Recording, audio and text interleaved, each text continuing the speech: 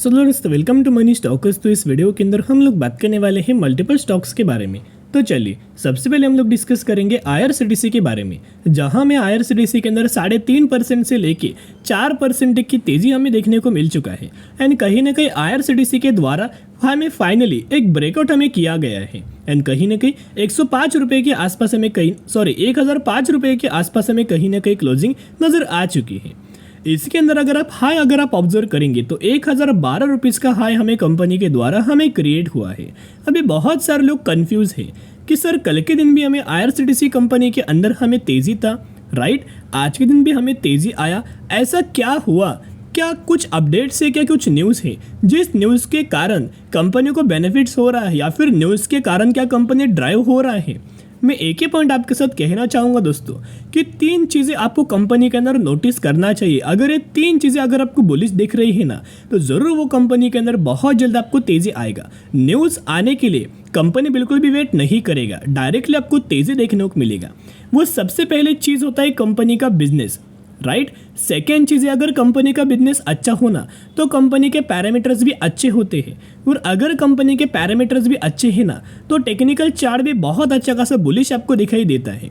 तो कहीं ना कहीं IRCTC कंपनी के बिजनेस भी अच्छा था, पैरामीटर्स भी अच्छा था, और टेक्निकल चार्ट भी बहुत ज़्यादा बुलिश था। कहीं ना कहीं यही 3 रीजंस के ही वजह से हमें IRCTC कंपनी के अंदर तेज़ी आ चुकी है। और पिछले 5 दिनों में IRCTC के द्वारा शेयर होल्डर्स को ऑलमोस्ट हमें 9% तक का रिटर्न्स बना के दे चुका है। और ये बहुत पहले दोस्तों मैंने आपके साथ शेयर किया था कि कंपनी देखिएगा दोस्तों करंटली अच्छा खासा हमें ट्रेड कर रहा है, और जहां कंपनी ट्रेड कर रहा है ना, मैंने यहाँ मैक्सिमम का चार्ट ओपन किया है। मैक्सिमम के चार्ट के अंदर नोट करना, ये ऑलमोस्ट हमें जो हाई कंपनी का था ना, ऑलमोस्ट हमें 1000 रुपये के आसपास से लेवल्स था।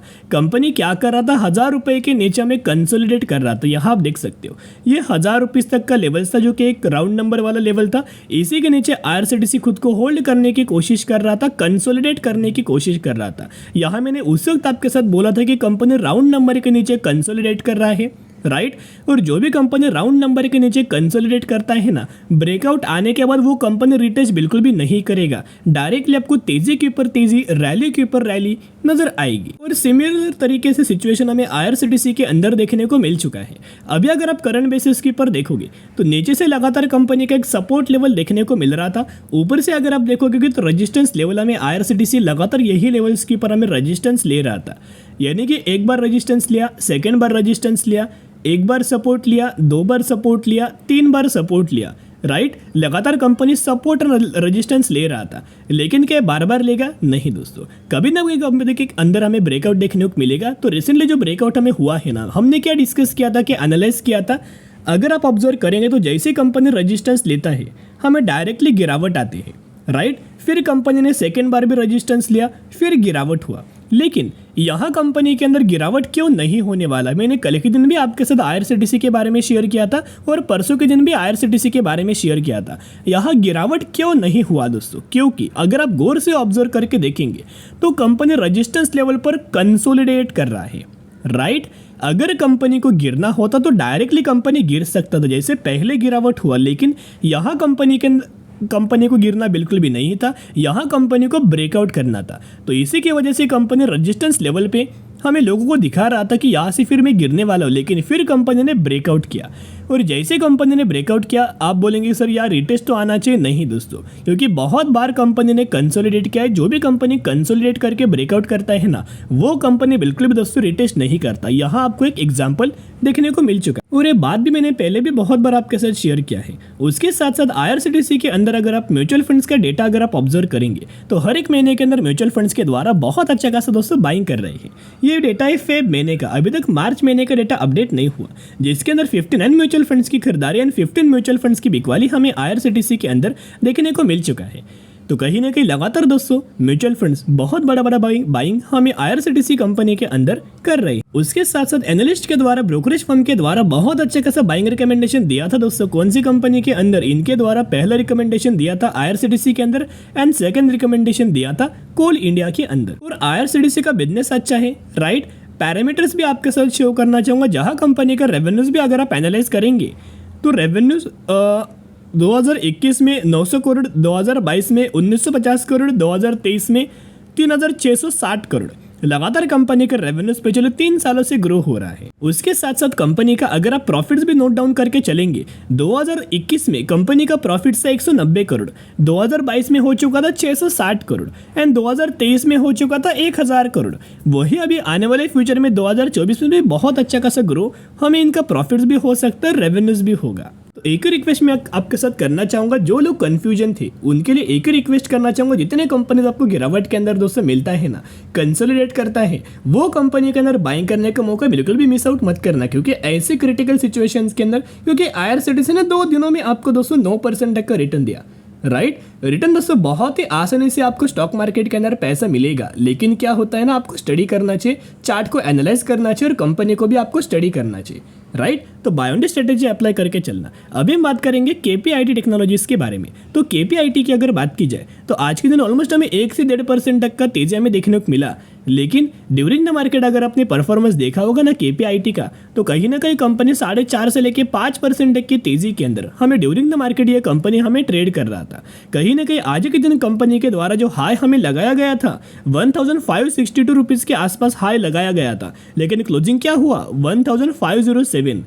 ये क्लोजिंग क्यों नीचे हुआ, या फिर ऊपर से सेलिंग प्रेशर भी देखने को मिल सकता है, या फिर जो मार्केट में आज के दिन बहुत ज़्यादा वॉलेटाइल था उस वजह से भी हमें KPIT के अंदर थोड़ा बहुत हमें गिरावट के अंदर क्लोजिंग हुआ, लेकिन पॉजिटिविटी के अंदर हमें KPIT क्लोज हुआ है। और ये भी एक रीज़न हो सकता है क्योंकि पिछले 5 दिनों में हमें KPIT कंपनी के अंदर लगातार 200 तेजी आ रहा था। अगर आप ये करंट बॉटम से लेकर टॉप तक कैलकुलेट करेंगे ना, तो 13 से 14% तक का तेजी आपको देखने को मिल चुका था KPIT के अंदर सिर्फ 5 दिनों में। और ये सब कुछ जो पॉसिबल हो पाया है ना, एक न्यूज़ की वजह से या फिर एक चीज़ की वजह से, जैसे कि 3 पैरामीटर्स इंपॉर्टेंट, 3 चीज़ें इंपॉर्टेंट होता है कंपनी का बिजनेस, फिर पैरामीटर्स, टेक्निकल चार्ट। यहाँ बिजनेस अच्छा था, पैरामीटर्स अच्छा था, टेक्निकल चार्ट तो बहुत अच्छा था, राइट। लेकिन जो गिरावट हो रहा था ना, ये प्रॉफिट बुकिंग हो रहा था, क्योंकि इससे पहले भी दोस्तों एक पर प्रॉफिट बुकिंग हुआ था 2022 में। ये चीज़ को ऑब्जर्व करना, प्रॉफिट बुकिंग होने के बाद हुआ क्या दोस्तों, जिन लोगों ने गिरावट के अंदर बाइंग किया, buy on the strategy apply किया, उसके बाद देखना कितना गजब का लोगों को पैसा दोस्तों बना के दे चुका है। अच्छा खासा पैसा कंपनी ने लोगों को डेवलप करके दे चुका है। और यहाँ भी सिमिलर तरीके से सिचुएशन आपको देखने को मिलने वाले है। अभी जो गिरावट हुआ है, प्रॉफिट बुकिंग हुआ है ना, वो आने वाले फ्यूचर में बढ़िया तरीके से लॉन्ग टर्म के अंदर कंपनी रिटर्न हमें दे सकता है। सबसे पहले कंपनी का 1800 रुपीज़ तक का टारगेट है, और फिर उसके बाद 2000 रुपीज़ तक का टारगेट हमें KPIT कंपनी अचीव करके दे सकती है। KPIT के अंदर अगर आप ऑब्जर्व करके चलेंगे तो जब तेजी आएगा ना, डिलीवरीज कम होगा। आज के दिन में हमें जो डिलीवरीज नजर आया ना, वो 38% के आसपास था। अगर आप गिरावट के अंदर डिलीवरीज अगर आपने ऑब्जर्व किया होगा ना, तो मोर देन 50% तक का डिलीवरीज हमें KPIT के अंदर दोस्तों देखने को मिल रहा था। बेसिकली कंपनी का दोस्तों बिजनेस बहुत अच्छा है, कोई ऐसे वैसी कंपनी नहीं है। ये IT सेक्टर से तो कंपनी बिलोंग करता है, लेकिन ये कंपनी के अंदर प्रॉब्लम्स क्यों नहीं है, लगातार क्यों तेजी इनके चार्ट्स के अंदर, क्यों लगातार कंपनी रिटर्न्स प्रोफाइल करके दे रहा है, डेवलप करके दे रहा है, एक बहुत बड़ी वेल्थ हमें कंपनी जनरेट करके दे रहा है। And as compare to KPIT, Infosys देखना, TCS देखना, विप्रो देखना, करंटली 1-1.5 सालों से बहुत ज़्यादा इन कंपनीज को प्रॉब्लम है, 2-2.5 सालों से भी बहुत ज़्यादा कंपनी हमें प्रॉब्लम फेस कर रहा है। तो KPIT प्रॉब्लम क्यों नहीं फेस कर रहा है, क्योंकि दोनों कंपनी IT सेक्टर से ही बिलोंग करता है। उसके पीछे का एक बहुत बड़ा रीज़न है, क्योंकि ये जो KPIT है ना, वो IT सेक्टर से तो बिलोंग करता है, लेकिन जो सर्विसेज है वो ऑटोमोटिव सेक्टर को प्रोवाइड करता है। यानी कि ऑटोमोटिव सेक्टर को ही ये दोस्तों सर्विसेज प्रोवाइड करता है। जैसे कि 3 सर्विसेज है, पहली है एम्बेडेड सॉफ्टवेयर, सेकंड है AI यानी कि आर्टिफिशियल इंटेलिजेंस, एंड थर्ड है डिजिटल सॉल्यूशन। और अगर आप KPIT के वेबसाइट्स के ऊपर विजिट करेंगे तो सॉल्यूशंस के अंदर आप देखना कि क्या क्या सर्विसेज KPIT इनके क्लाइंट्स को या फिर इनके कस्टमर्स को प्रोवाइड करता है। जैसे कि autonomous driving and ADAS, electric and conventional power train, connected vehicle, digital connected solution, integrated diagnostics and after sale transformation IDA, AUTOSAR, vehicles engineering and design, and last है बॉडी इलेक्ट्रॉनिक्स। तो इस तरीके से अच्छे सर्विसेज ये company इनके clients को, इनके कस्टमर्स को प्रोवाइड करता है, जिसका बहुत अच्छा खासा कंपनी को बेनिफिट्स होता है।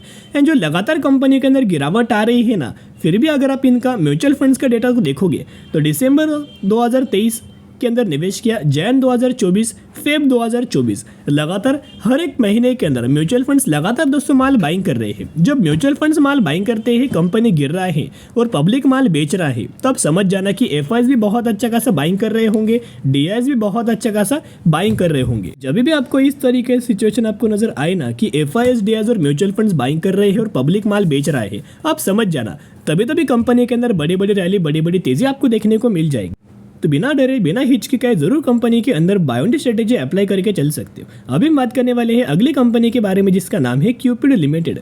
2330 रुपए पर ट्रेड कर रहा है और मैक्सिमम में 800% का रिटर्न शेयर होल्डर्स को बना के दे चुका है। ये वही कंपनी रिसेंटली कंपनी ने 1:10 रेशियो का स्प्लिट का अनाउंसमेंट किया गया है। तो अगर आपके पास इस कंपनी के 1 शेयर होंगे तो 1 के बदले 10 शेयर आपको इस कंपनी के अंदर मिलने वाले हैं। तो जरूर कंपनी के अंदर स्टडी एनालिसिस कर सकते हो। चलो दोस्तों, आज के लिए इतना। अगर आपको ये वीडियो पसंद आए जरूर वीडियो को लाइक और चैनल को सब्सक्राइब करके चल सकते हो। फिर मिलेंगे, बाय।